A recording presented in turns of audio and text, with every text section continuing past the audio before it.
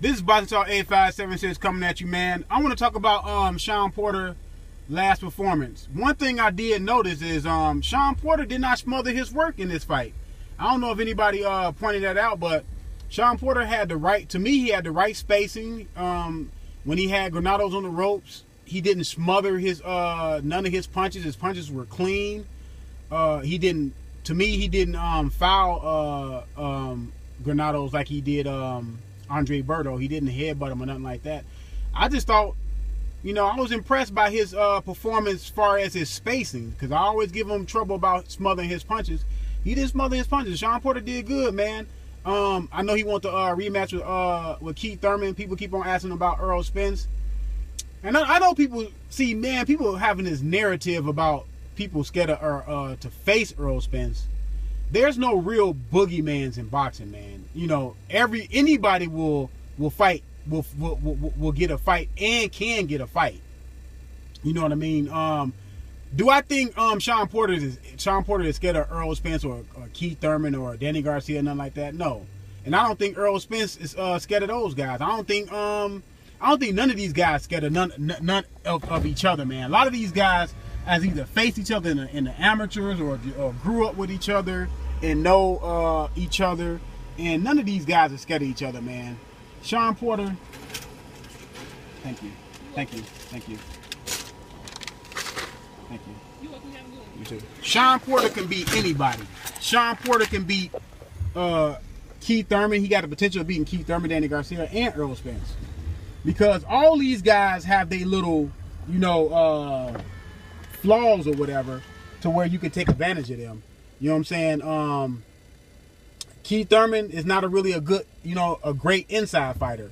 He showed a little bit inside fighting versus Shawn Porter, but he still is not comfortable on the ropes. He's still not comfortable fighting off the ropes with a guy that can pressure him like Shawn Porter and Errol Spence can. Not saying that he can't handle himself off the ropes, but he still don't look comfortable. Shawn Porter, he can smother his work, and sometimes he can come in with his chin in the air. Errol Spence is not that confident or not that sharp of a fighter when he fights in the center of the ring. I don't see the crisp and the boxing ability in the center of the ring. Now, when he got you on the ropes, he's a dog. When he got you on the ropes, now he is a dog. I gotta give it to him. He's a dog when he got you on the ropes. His eyes light up big when he got you on the ropes, and he goes to the body pretty good.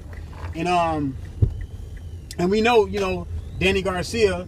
Sometimes Danny Garcia could be looking for that counterpunch, and that counterpunch, is not there for him. Sometimes he could be waiting on that. Danny Garcia really don't throw combinations, and Danny Garcia is a little flat-footed, a little lead-footed in the ring. He don't have that. His spacing is not that great. So, all these guys got flaws, man. If you take advantage of them, man, any one of these guys can get beat. You know what I'm saying? Terrence Crawford coming up. You know what I'm saying? Terrence Crawford can beat any one of these guys. Any one of these guys can beat Terrence Crawford. Terrence Crawford, question mark is how he's going to do at 147. Now, I believe he's going to... I always thought, when he was at 135, I always thought Terrence Crawford can do good at 147. And, people were trying to tell me that he's too small. I said, no, man, he's not too small. He got the same dimensions as Floyd Mayweather. The same height. They got about the same arm length and all that. They got the same body type, period. And when Floyd Mayweather, he started off at what, 130? So, and he moved up to 147. And I just think Terrence Crawford just has the skills and the tools to move up to 147.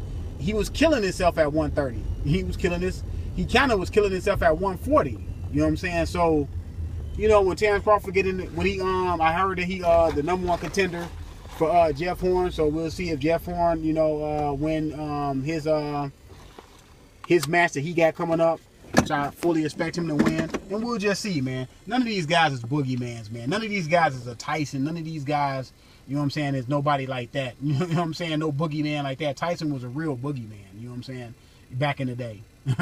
So, none of these guys nowadays ain't no boogeymans, man. You know what I'm saying? So, we'll see what happens. This is Boxing Talk 8576. I'm out.